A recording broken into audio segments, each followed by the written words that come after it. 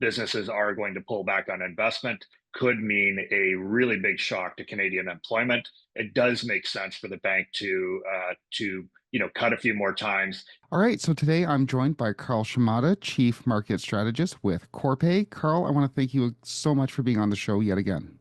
Absolutely. Great conversation last time. Looking forward to chatting some more. Yeah, and I want to get right into this because there's a lot going on. When we spoke last time, you had said that if President Trump, then candidate Trump, got elected, we would see a lot of volatility for at least the first few months. Are you usually this wrong in your predictions? Yeah, no, that was the understatement of the century there. We definitely knew that there was going to be some turbulence, but even my own expectations have been superseded by events. It's an incredibly volatile environment out there, deeply, deeply unpredictable. Yeah, we've got a lot of Canadians concerned, of course. Now, obviously, if we get the tariffs, things are going to go fairly badly. But are we seeing any effects just from the threat of the tariffs? How's the economy looking right now? Yeah, that's the fun part. So, we kind of have two things happening at the same time. When you look at what's going on from a fundamental perspective in the Canadian economy, we're seeing signs of strength, right? We talked a little bit about this last time, but really it kind of gained momentum in the last couple of months. What we saw was, that easing from the Bank of Canada beginning to translate into a little bit of an improvement in terms of consumer spending, in terms of business investment, and the employment side. We've seen, now two blockbuster employment reports, which suggest that the economy was doing relatively well. Going into the first days of Trump's new term. But now that we've been hit by this deep sort of wall of uncertainty, the reality is that we're not likely to see those signs of strength continue. Right, businesses are going to pull back on investment.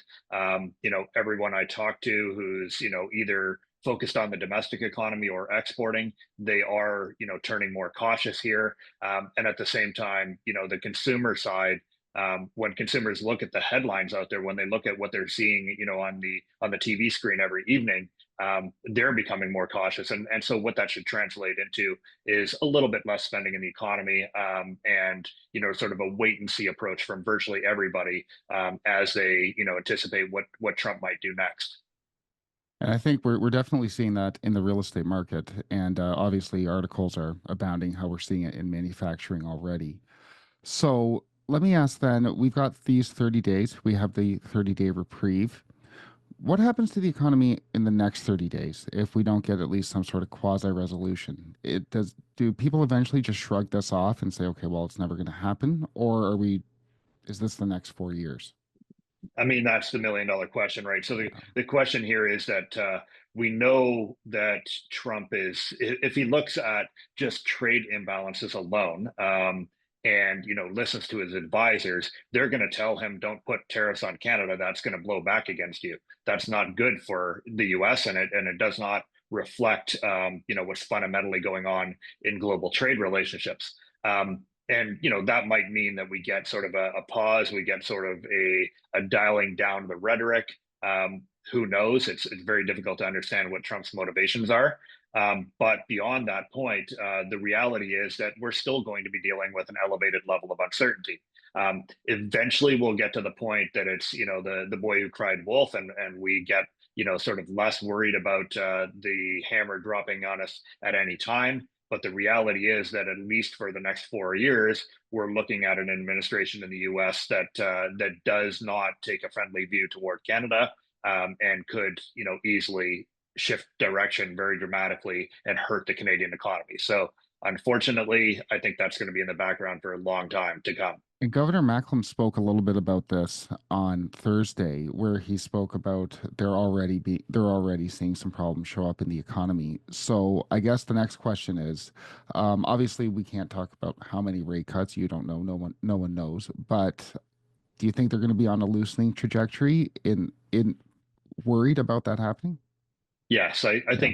think that they do feel that policy is still a little restrictive. If you look simply like you could do some really complex models here and think about this from a really academic perspective, or you could just simply look at like the difference between the policy rate and the rate of inflation, the rate of core inflation in the Canadian economy, and we're still above that, right? And so it does make sense for the bank to cut a few more times just to bring us into line, and to avoid exerting drag on an economy that doesn't really need drag right now.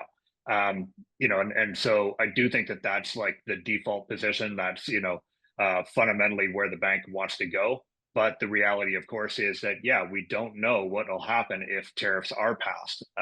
There's a reasonable argument for a rise in imported goods inflation translating into a rise in overall inflation in Canada, and that might limit the bank's options. On the other hand, and I forgive me for doing the on one hand and on the other hand deal, but on the other hand, there's, in my view, the bigger risk is that this tariff threat, the actual imposition of tariffs, could mean a really big shock to Canadian employment, to Canadian exports, and ultimately to Canadian consumer spending. And so what that would mean is that on net, prices would go down simply because there's less demand for things. And so the bank, I think, if we do get hit with tariffs here, is going to look to stay on the sidelines. They're going to look to assess how all of these factors are sort of intersecting with one another. And as a result, policy might actually just simply stabilize around levels, the level that it's at right now. Well, any good economist has two hands, so that's no problem. So let me ask then, if the bank, and it seems from their previous announcement, their policy announcement in January, if they're going to be trying to front run these tariffs, prep the economy, maybe give it a premature jolt, if you will. Inflation is also showing a little bit of stickiness. We're seeing some upward pressure in core inflation. You mentioned the jobs reports, the last two that we have. Is there a risk of the bank overdoing it? Maybe, I don't want to say panic, but front running it too much and us seeing that inflation tick back up higher in the absence of those tariffs if those don't materialize? Yes, definitely, and I think that is going to weigh on them, and reduce the aggressiveness at which they ease. I think otherwise we would have had sort of a slam dunk rate cut at the next meeting. Now it could be spread over the next two meetings. I would say within the next two meetings they cut, but it is not a guarantee that they cut at the next meeting. And so I think they are looking at that fundamental picture of improvement. They do know that that markets are pricing these cuts in, and that's translating into a loosening in financial conditions, which is ultimately helping to support activity in the housing market and support activity in consumer spending. And if they're going to err, they're going to want to err on the side of caution for now. Good point. Bond yields are way down. Mortgage rates are following. The markets are doing some of the bank's job for it. Exactly. The markets have anticipated this for a while, and this has had a very negative effect on the currency, of course. But it is an accurate reflection of the sort of I guess the headwinds facing the Canadian economy. So the bank can, to some extent, sit on the sidelines and watch that play out, as long as they deliver, sort of roughly in line with market expectations, right? They don't want to come out with any kind of rhetoric that shocks the market and forces a repricing in any way. Strange times. Definitely not what I guess what you were expecting with the Trump election, but not at least unprecedented to say the least. It is unprecedented, Yeah. and I think the fascinating thing here is that it sort of crosses ideological divides. It's definitely an environment in which we're seeing a lot of policies implemented that are not internally coherent. They don't make sense with one another. And unfortunately, when this sort of thing happens, it's a fool's game to try to predict how it's all going to pan out. So yeah, uncertainty, like everyone says right now, it's like a huge cliche, but uncertainty is like the only certainty that we have at this moment. 100%. No one's been through this before, especially in Canada. We just have no idea. No. So I agree. You should try to focus on what you can be certain about, which right now is uncertainty. But I do want to ask you a last question because I know your time is limited. The Treasury Secretary, Scott Bessent, recently said that the U.S. that him and Donald Trump are going to be trying to keep a lid on the 10-year Treasury. We also have President Trump last week saying that he agreed with the Fed's decision to keep rates high. This is a very different Donald Trump than we saw the last time around. We see, as much as we see a rhetoric and a discourse that appears to think that the U.S. can do whatever it wants, we see these comments come out that the Treasury Secretary and the President seem to understand that there are constraints on what they can do. What did you make of these comments? Because we talked about structural debt last time and about the yields could fly higher. This seems like that they don't so much want that to happen, or at least they're cognizant of the risk. Yeah, I think they are cognizant of the risk, and I mean, personally, I would say that the Treasury Secretary is clearly the adult in the room. The reality is that he does strike a very different approach, and stands on a different footing than many other members of the administration. And so, like, a lot of what he says is quite coherent. It makes sense. He rarely outlines policies that actually conflict with each other. His boss, on the other hand, is a little bit different. Depends on the week, depends on the day that you talk to him, what his approach to the Fed is.